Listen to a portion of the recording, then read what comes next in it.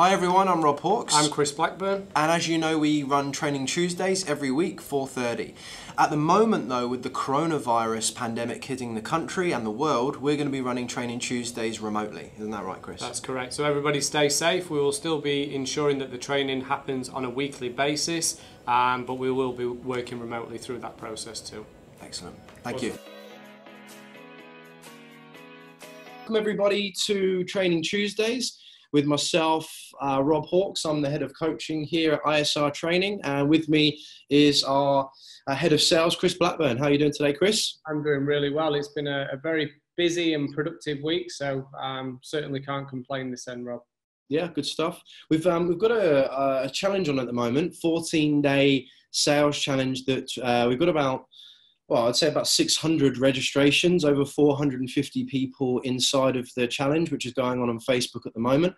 I've been pretty blown away by the interactivity and what's been going on in that group. I don't know about yourself, Chris. What have your thoughts been on it? Yeah, I know. To start with, a challenge of getting 50 people. That was our goal. You know, let's trial a new service. Let's do a couple of weeks where we can assist companies and individuals and look at something positive with what's happening in the world as well. And the 50 went to 100, the 100 went to 2, and you know, it just kept snowballing and snowballing. And as you said, we've got 450 very excited, motivated individuals looking to, you know, increase their sales, revenue and personal development. It's great to see. It's great to be a part of and be around.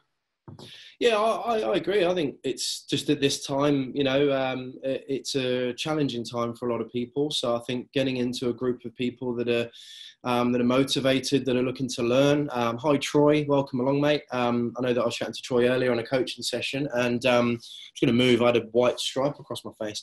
And it's great to just give that reinvigoration to doing something a little bit new and a little bit challenging. I've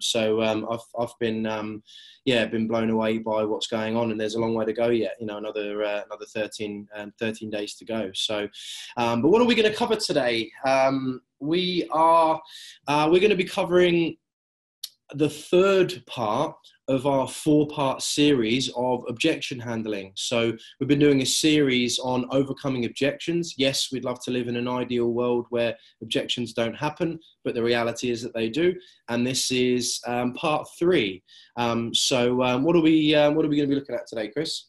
So today we're going to run through how to actually isolate the real objection. So as Rob was mentioning, you know, we all wish we didn't receive them, but unfortunately we do. So even if it's in the first part of an interaction or towards the end where you're looking to bring on a new potential client, we always need to make sure that we're actually overcoming the real objection. So over the last couple of weeks, me and Rob have been, you know, sort of going through how to actually appreciate, how to listen to a customer, how to relate to them through first and third party stories. So inside the academy, you can jump back in and rewatch them sessions. They only go for half an hour. So we obviously try and get through as much content as we possibly can. But today we're going to be focused on how to actually isolate the objection before we look to overcome it. So we're obviously going to run through some language, some ways. As normal though, let's make it really interactive on Facebook and on here as well. The more that you give me and Rob and the more questions that you ask, the more, you know, with experience and the customers that we get an ability to work with, we can then sort of try and tailor as much as we can. But as obviously the numbers are growing inside today's session, is not always easier to make it fully tailored. So as normal, it's about pen and paper, take away what you can, and then implement that into your industry and your sales process and your staff if needed. So throughout the session, if there's any questions, pop them into the chat section.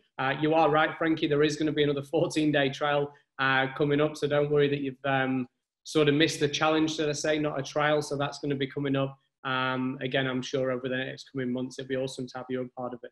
Yeah, I just had there, make sure you're hydrated as well. A hydrated brain will help with the, you know, the receiving of the information. It's, something that we're all being very mindful of here at ISR is our water intake. So yeah, make sure you got your water at hand. So for last week, Chris, we covered the relation though. I feel like it's important before we move into really focusing on how to isolate, maybe just a bit of a recap to what we covered last week. I feel like for me, a big thing that we all really focused on was the empathy and compassion side of things. Mm-hmm. So coining my favorite phrase at the moment, now more than ever. But yeah, being empathetic and compassionate in your relation to the individual, to their challenge, to their problem, I felt was really important. And we obviously covered why. But what about yourself, mate, from last week? What do you think was your key takeaway, or what you'd like people that are watching this week to maybe go back and watch from last week? I think the importance around when you're relating is just allowing the customer or your potential prospect or even existing client, if they're looking to upgrade their product and service with yourself, that when you're relating through first and third party stories, that there's other people that have been through that before. So they're not alone, you know, like when you're relating to the customer's potential objection and you've appreciated where they're coming from and what they're saying, when you actually relate to them and you build more value, that me and Rob are obviously going to run through today in certain key areas, that there's other people that have been through them common challenges before or had a similar hesitation or a stall. So they're not alone. I think that was the big thing that I took away from that. Yeah. I think everyone, maybe for those who are in the chat, guys, maybe yeah, if you want to put what you took, if you were in last week's session. I know we've got some die-hard Training Tuesday fans in there, but maybe what you took, yeah, maybe Andy or Mandy, if you're in here, to say what you took from last week's session. So just in the chat, if you are there, please, yeah, pop in there what you took from relation. But as Chris said, today we're going to be covering isolation, something which we started last week, and I don't know, I kind of thought we didn't do it so far. Was last week I had a book recommendation, which I feel like I don't know whether we're going to start this as a tradition or not, but I was reminded of it earlier. Was something that I'm reading at the moment, which is called The Charisma Myth. It's by a lady called Olivia Fox Cabane. I highly recommend it based on the fact that it's about building rapport and relationship, and how charisma is actually a learned skill. I feel it actually coincides quite nicely with the relation side of overcoming objections. So the book again is called The Charisma Myth, and it's by a lady called Olivia Fox Cabane. So that's my recommendation. I feel like that's a little bit of a tradition. I'm a S personality type in the disc profile, so I love my routine. So that's yeah, that's what's I'm going to do that every week, I reckon. I don't know about you, Chris, but that's what I'm going to do. Yeah, that's it. My book lately is The 5 a.m. Club by a gentleman by the name of Robin Sharma. Obviously, Rob will give his recommendations, but if anybody's looking to change their morning routine and understand the reason why, the 5 a.m. Club, I would highly recommend getting into that one for sure. So we've had a couple of messages in there. We've got Ian going back up, listening closely, don't be distracted. I think that's a massive takeaway. I think we can all be very guilty for having, especially maybe working from home if it's not normal, having your phones, your emails, your social media, every opportunity that you get for people to message you. If you're having a communication with a client, make sure all of that is off and they've got your 100% focus in there. Absolutely. I think that's an awesome takeaway in. Mike's put there, people by people, relating to people's problems, 100%. Ryan actually said it in the 14-day challenge in the video, going through his technical sales funnel, that you know, emails don't sell people. People sell to other people. So it's really important that we are you know, relating and genuinely listening. So Andy, you missed last week. It's all good, mate. You are here. So I guess we'll start by just looking at the fact that we know that objections are smoke screens. So you know that we understand that it's never the real reason. We've got a kind of an understanding that we should never accept a stall because that's what it is. Now, I'm not saying about being pushy or manipulative or trying to force somebody into doing something. We know here at ISR that it's selling with integrity and selling honesty. So it's about really genuinely believing that if you can help, you're doing them a disservice if you just let somebody go.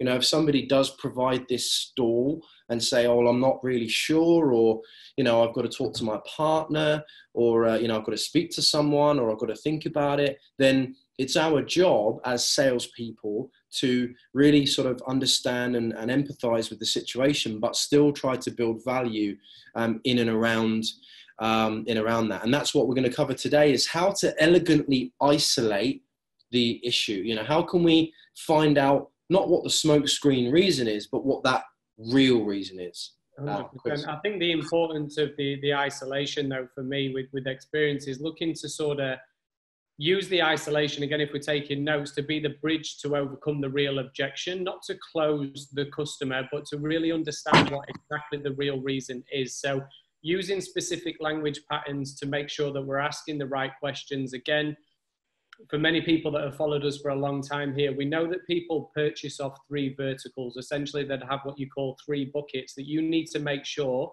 that they are 300% sold on you, the individual, 100% sold, 100% sold on the company and the organization that they're going to be doing business with, and 100% sold on the products and services. So what we're going to go through today is asking the right questions to determine which of the 3 buckets or the 3 areas are not full yet from a customer. You know, we know as salespeople and you know, people that are looking to do business with other people, that a lot of people don't believe what we're saying. So you've got to understand that if you're the person that they're not 100% sold on, then that's okay. You know, we all have misconceptions of what salespeople are, that they're going to, you know, they're going to lie, they're going to bully, they're going to say what they need to say just to get you to pay because they're going to make a commission. So it's all around how do we build more trust depending in which area. So just pop a Y in the chat if that's kind of making sense on where we're going to go with this. But as people say, I need to speak with my partner, I need to, you know, call me back in 3 months' time, this sounds great, but whatever that but's going to be, me and Rob today, we're going to run through some language patterns and some questions that we can have to sort of determine what area of the sale the customer isn't, you know, fully committed to, is probably the right way. Yeah. And I think you're right. We always talk about the importance of our line of questioning. So actually being able to ask effective questions to really get to that root cause. And it's our job to do that. It's our job to, you know, really get to what is really holding somebody back. And this might not just be from a transactional sense. This could be from just a conversational sense, or an ability to be able to find out, why does somebody not really want to do something? You know, as a father of a couple of kids, I want to know the real reason why, why things happen. And I think understanding how to do that elegantly is really important. But you've got to be prepared to ask some tough questions, because if you just accept the smoke screen, then that's all you'll ever see is smoke. You'll never be able to get through it and actually get to it. So there's we've got some sort of practical questions that we can ask. So Chris, how would you, if I said to you, okay, let's say for example, one common one is I need to go and run this by my partner. How would you isolate there? What would be your practical way to isolate whether that's the real reason or the reason that sounds good? Yeah, so perfect. We'd obviously appreciate, would relate that we've already covered, but if I was wishing to isolate that particular objection, I'd say 50% of the time, yeah, it happens a lot. I'd say, you know, I understand that, Rob, but apart from speaking with your partner, Amy, and don't worry, you're not the first person that's obviously said that, but apart from speaking with Amy, is there anything else that would be holding you back today? So actually moving it aside and saying, okay, other than that, what else is holding you back? And a majority of the time, they're going to say, no, everything else is completely fine, but I really do need to speak with my partner. Again, I'd appreciate it because you've got to understand that you're listening. I'd relate to the customer again, and then I would go for an isolation question such as, so when you speak with your partner, Amy, based on, I guess, all the products and services that you've purchased in the past, when you've spoke with your partner to inform whether it's going to be the right decision or not moving forward, what kind of questions do you believe that she'll ask? Okay. So then what I'll be doing there is I'll really try and uncover, I think, what Rob may be thinking, but what is using Amy as the objection that sounds good to bide more time. So I'd say, you know, what we cover a lot of, obviously, Rob, and you'll go into this as well, is primary, secondary, and tertiary level questions. So really digging deep into what the real objection is. Now, remember with objection handling that the more intelligence that you've gathered in your consultation and your discovery phase, the less that you need to do this. But what I'd probably use is a language pattern around that. Apart from that, You know, are you suggesting that you've seen enough apart from speaking with your partner, Amy? Is everything else looking okay so far? Just writing that in the Facebook chat for people as well. So actually having that, I don't know if you want to do that in the in the Zoom. So apart from X, Y, Z, is there anything else holding you back? Do you feel like that though is that negative? Like, you know, is there anything else holding you back? Is there another way that you can ask that question? If maybe people aren't comfortable in saying, aside from that, is there another way to ask that? Yeah, how would you mean by that? So I know that for me, because I mean, that brings forward other objections. I understand that. What about, you know, is there, because for me personally, I would say, is there anything, sorry, are you suggesting that you've seen enough to make a decision? So other than the fact that, you know, maybe it's not the right time for you right now, have you seen enough to make a decision? Yeah. Does that make sense? Yeah. What do you think about that way of doing it? I think that's good, because then you can understand. And I think maybe speaking around hypothetics, another way to do that. You could say, you know, for example, Frank, who's in our Zoom session at the moment, we know that we've worked with Frank and his wine business for a number of months now. But if this was the first time that I was speaking with Frank, I'd say, you know, apart from obviously speaking with your partner, as I respect that you may need to do that to obviously make an informed decision. For ISR training, let me just get an understanding of the company that you may be looking to do business with. With our awards, the businesses that we've spoken to before, are we the kind of business that you'd like to be sort of, you know, interacting with and assist with increasing your sales and revenue? Have you seen enough from our business to make sure that we're the right company for you?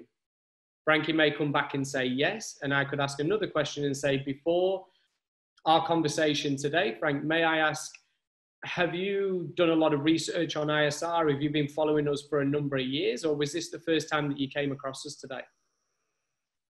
From that answer, then I could understand that if Frankie says, no, I've never heard of you until we spoke today, then I may need to build more trust in who we are as an organization. It may not be the product and service that, you know, he's not 100% sold on. It may be the company or the organization he's looking to do business with. And it might also be the way that they respond as well. Because if you say, right, you know, if they're the company and they go, oh yeah, to me that suggests that they're not sold on the company. And actually trying to isolate that and say, you know, and me as the individual, you know, someone that you've been dealing with now for a little while, are you happy with myself? Oh yeah.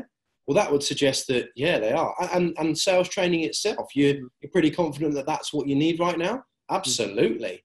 Yeah. Okay, so I would then think, okay, well, that it's the company, but then we need to dig deeper and find out, what is it about that? You know, is it, have they used the company and got burned before? Did they, you know, did they use somebody that had been on Shark Tank before and didn't like it? Have they, you know, do they confuse us with the IRS? You know, like, and I think that the key point with that, Rob, is making sure that it's not interrogative, you know, like you're not just questioning. With what we teach and the way we teach it is very consultative. So having layering and assumptive questions through the process, that's what I call, you know, sort of looping and being able to build more value through, again, people in the academy, your features, your advantages, your benefits of your products, your services, you, the company, using them. And one note I'd really take down, and something it's very old school, but I was shown years ago, is keep your powder dry. Like, if you give the world in your presentation and a customer said, it sounds great, but give me a call back in 2 months, and you've used everything regarding your features and your services, there's nothing else to go on. So save the best till last in the nicest way. And then when obviously we're going through the trial close, we'll cover the objection handling overcoming next week. But if that kind of makes sense, sort of save the best bits till last as well. Don't just, you know, throw all your cards and then get the objection. Yeah. And that's a good point as well, because if you're asking for the business too early as well, and you haven't actually built enough value, you shouldn't actually be asking for business. You know, if you don't think that there's a good amount of value that having built in you, the product and the company, then you shouldn't be asking for the business, because then you're going to be bringing those. I mean, it's okay to get those objections up early, but they're just going to be, oh, well, you know, let me think about it and I'll get back to you. But I'll be thinking, well, think about what? Like, what's the actual thing that you need to think about. And that's where that isolation comes. Okay, so other than the fact that you need to go and think about it, is there anything else that you need information on? Mm-hmm. You know, okay, so send me an email. Great. What would you like to see in that email? What do I need to provide you that you need to hear from us so that you have enough information to make a decision? Mandy's actually said that in the chat, that her objection was she needed to talk to her partner, but it was a real one. So by isolating to say, well, is there anything else holding you back? No, I legitimately need to go and talk to my husband. Okay, great. Like Chris said, what do you think he's going to say? And actually, like I said, asking those tough questions. Is it their decision? Do they have the budget for it? Maybe they're telling you that they need to think about it. Do they actually have the money? Maybe pride's getting in the way.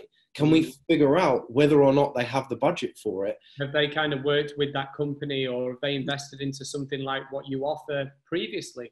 Have they got enough trust that your product and service is going to deliver on their needs? You know, questions like that. And Mandy is exactly right. You know, we had a conversation for probably an hour. I remember probably our first conversation. And throughout the sort of process, I understood from Mandy that her partner was a very big part in when they invest as a couple, but I knew that very early on. So when Mandy gave that objection, I didn't try and go around the houses to, you know, because I didn't believe what Mandy said. I was, you know, based on that, I will send the information over. Never be, you know, uncomfortable if you believe in what you do, to allow a customer to go as well. Let's be honest with objection handling is not just to keep overcoming until the customer says, I'm going to, you know, it's very similar to your Cool Runnings, you know, I'm going to pay you $1 to shut up. Like, let's not get into that, you know, sort of mindset where people are just paying to shut you up because you're another salesperson. Like, you've got to understand sometimes there is a real objection, but, you know, I need time to think about it. I need to speak with my partner. Have you worked with a company like mine before? Have you ever worked with somebody in my industry? Then we start to think, okay, if they're asking, have you ever helped somebody in the real estate industry before, just picking out a random industry there, then they may not be sold on me because they're saying, have you worked with any industry leaders in real estate? Where if they say, have ISR helped anybody within real estate? Then I may need to build more trust and more credibility in our business and our organization with the companies we have assisted. So hopefully that kind of makes a bit of sense. But as we're going to run forward, we've got 8 minutes. Any questions, please put them in the chat in Facebook and in Zoom, and me and Rob will try our best to sort of get through them. Just while we're waiting for the questions to come through, and on Facebook, there is a 20-second delay. What Brindley made a really good point there in the chat was, here on Zoom, was about the tone. Mm-hmm. Obviously, when we are isolating, we've got to be very careful that we're not like, you know, we're still inquisitive. We're not like, have you seen enough to make a decision? Okay, and or if you are dealing with the objection, okay, and price, for example. You know, if they are finding it a little bit too expensive, actually asking, I mean, is it even manageable for you? You know, actually just being really like, I care and empathetic in the way that you deliver that sort of information or question. You know, if someone's talking about finances, asking them, you know, is it manageable for you at the moment? Yeah, can you know, but not like, can you actually afford it? Because that tone suggests that I don't care. I mean, can you actually afford this? Yeah, I don't think I've been told that before, and it makes you feel inferior, and that's not good. But and with Andy's question there as well, mate, to determine exactly when to accept the real objection as a real objection is a great question. For me, I have a 3-spoke rule. If that comes up 3 times, so let's say, for example, you've asked if I can do anything on the price. You may know we ain't going to do that anyway, Andy. So I may say, I appreciate that, and I understand where you're coming from completely. Apart from the price, is there anything else that would be holding you back? Then we'd go through a 3-step process. But if you keep saying, can you do anything on the price? Can you do anything on the price? Can you do anything on the price? I'd say, based on what we've discussed, I wouldn't be comfortable if you move forward if the only thing that's holding you back is to get a cheaper service, because we're not a business that just offer cheap. We want to give quality through to the client. So I apologize that I haven't done my job correctly at the start to understand whether you would qualify for the products and services that we're offering. So I hope that helps. And what I'd do is I'd do a 3-spoke rule. If the same objection comes up and you're following a Rio and the 4-step process that we cover to overcome objections diplomatically, if that comes up consistently, we've got to know when to walk away as well. You know, like if Mandy said to me, you know, just picking Mandy there as well, my partner, I'm going to take that as a real objection. I'd say, you know, based on what Mandy's saying to me, I think the partner is going to be quite important in this decision. So instead of me potentially losing an amazing client like Mandy, I'm going to allow that to go and allow them to have the communication because that's what they need to do. And I respect that. Yeah, well said. And I think that's swish, isn't it? It's about having confidence in yourself to be able to, you know, like you say, allow people to make that decision, but also recognizing that there are people that will need or are looking for a bit of guidance. It's okay to be led. One of the questions here on Zoom comes from Ian, Print DNA. Hi, Ian. Is would you ask up front, are you in a position to make a decision here today? I would, but it depends on the situation. That is a potential rapport breaker, depending on the type of individual that you're speaking to. I think it all, sorry to interrupt, I think it depends on where you ask that particular question as well. You know, like you could ask that when you're framing the conversation, Ian. So you could say, you know, hypothetically speaking, you know, we do have a couple of options available towards the end of our communication today. How soon would you be looking to get these kind of results delivered? So you could ask an early question that hopefully, again, what we're trying to do through our discovery phase, I know this is not objection handling, but proactively uncover objections before they come. So if we're getting urgency, you know, sort of questions around the back of that, then I'd ask that very early on. I'd say, you know, based on our services and what we offer, I believe you're looking to, you know, increase your online presence, whatever you sort of offer as a business. How soon would you be looking for these results? Now, obviously don't say yesterday realistically, but how soon would you be looking to sort of roll this out to your business? I think what you said about hypotheticals is good, and it's also in a playful tone. It's like, and you know, hypothetically speaking, you know, can we make a decision today? You know, really like, you know, it's not like, I mean, so are you in a position where you can make a decision today? It's like that comes across as a bit confrontational. Perhaps it's just a bit like, yeah, and hypothetically speaking, you're happy with everything you see today. Are we doing business today? And then you'll get the, oh, yeah, look, if everything works out, or no, I mean, I'm really on a fact find today. Maybe they're not the right person to make the decision. Maybe they're not the decision maker. Maybe they're, you know, a C personality type that needs to go away and read every review. They need to watch Shark Tank. They need to, you know, go away and look at the reviews and make sure that they're ready. But then making sure that they say, no, I need a bit of time, and say, fantastic. And again, hypothetically speaking, if you go away and do your research, would you be ready to move forwards if you believe it would help you?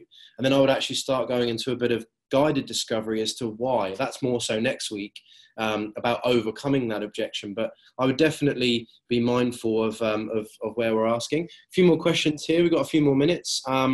So we've got, if you're supplying a price for your product after the first visit, when would you bring up these questions? So if you're supplying so Troy, so if you're doing, you know, sort of you know, sort of essential services as you are, me personally, I don't know about you, Chris, but I would want to get these questions up as early as possible. You know, there's an avoidance of, you know, sort of not answering these questions early as possible because we're fearful of the answer. So I'd actually bring them up as quickly as I can. Not within 2 minutes. Hey, you reached out, so you ready to make a decision? I would be like, you know, I'll do it at the end of my discovery, but I'd certainly be planting seeds throughout my discovery that there are decisions to be made today. What research have they done? You know, how many other quotes have they received? Who else have they been looking at? You know, and I would be like, I'd be finding all of that out through my discovery. I don't know if you want to add to that, Chris, on that. No, I think you answered that perfectly, Rob. I think it's like you said, just planting seeds about the price. I think that was perfect. Yeah, just pop a Y in the chat as well, Troy. And then Frankie, we'll get through yourself. Awesome, mate. For me, would you approach pubs, clubs, and restaurants at the moment, or is that rude? It depends on the reach out, Frankie. It depends if you're looking to educate them, you know, with what you offer and what you can do. I still believe there's business in there for you. Absolutely. There's still, you know, guidance that people will need in 2-3 months' time when their restaurants open. And I believe wine gets better by age, so there's no issue trying to get that in the door. So I'd look at the approach. I'd probably just book in a coaching session, mate, as one of our clients, and let us try and unpack that and see what we can really do to assist. We'll do a catch up anyway soon, Frankie. But I think Chris, maybe the the pubs and clubs are open for anything to help. Yeah, I think with reaching out and getting an objection like, oh, maybe wait in 3 months' time, which is likely, I think just asking them and again isolating and saying, look, other than the fact that you want to wait around right now, you know, do you like what you've heard from me so far? Do you like what you've seen? We talk about that low-level commitment. Do you like the idea? Does the idea sound sensible to you? That's a nice way to transition to at least see whether they're, you know, like barely interested. Yeah, no, I do. I like it. It's just right now we're closed. We don't know what we're doing, but I'm happy to reopen this in a couple of months' time. And people will remember what you said in this time. A lot of people talk about, you know, they don't remember what you said, but they remember how you made them feel. And that's really important in this time. If you're reaching out, I don't think that's rude. And I think just be prepared to receive that objection or stall, and then maybe fill your pipeline with people who are, you know, who are ready and waiting. Touch base with them, reach out, you know, send them messages, stay recent and frequent, and practice that, you know, sort of a non-obtrusive sort of follow-up, and then just be respectful of the fact that they may want to wait, and then just isolate it. See if there's anything else holding them back, and then, I don't know, maybe set up some sort of pre-arrangement or you know, a low-level commitment to a secondary date to contact, and then just make sure that there's nothing else that's holding them back other than the fact that, you know, they are closed, or there's that reason. Other reasons why people might not get involved is, you know, a lack of certainty. They may not have full confidence in themselves. We get that a lot as well, Chris. You know, we get a lot of people in personal development and training that they're actually worried that they won't be able to do it themselves. And when you do truly uncover that real reason through asking more questions and being brave enough to really ask those tough questions, you'll find that the objection actually, as we move on to next week, will actually be relatively easy to overcome, because they would have told you what's really holding them back, whether that be fear. What's your thing, Chris? You've got that other thing about the holding people back, or the real, you always talk about it. Say that again. The things that hold people back, or the decisions that, not PMC, something else. You've confused me, Rob. Oh, okay, don't worry. I'll go back and watch it. And put that in. But obviously, we may need to start extending our sessions anyway. Obviously, we run over every single week. So thank you again for everybody that's tuned in tonight across Facebook and inside Zoom. For our Academy clients, please jump back in and obviously rewatch any of the training videos that we've made over the last 5 years as well. So please feel free to jump in. Really appreciate the time on there. Keep a note, Ryan Tuckwood, our CEO, on the 8th of May at 2 p.m. Queensland time is going to do a 1-hour session on objection handling. So the reason that me and Rob have run through this for the last 3 weeks, and next week on the lead up, that Ryan's going to do a 1-hour webinar based around everything that we've covered over these last few weeks. So May the 8th, 2 p.m. Queensland time, put that in your diaries. And if you are watching on Facebook, make sure that you like, share, and subscribe. If you think people would benefit from hearing me and Chris have a little yarn around sales and whatnot, there is a really easy way to get involved in what we do. For those of you who are out in the world of Facebook, but really appreciate everybody, as Chris said. Really looking forward to next week. We'll be finishing off this four-step series, and we'll be covering how to overcome. So really appreciate it, everyone. Chris, as always, mate, it's an absolute pleasure to sit with you. Thanks, everybody, and take care of yourselves, and we will see you soon. Enjoy your evenings. Thank you for everybody taking your time today to watch Training Tuesdays. Apologies that we weren't together as we normally are, but we'll be back next Tuesday at the same time, same place.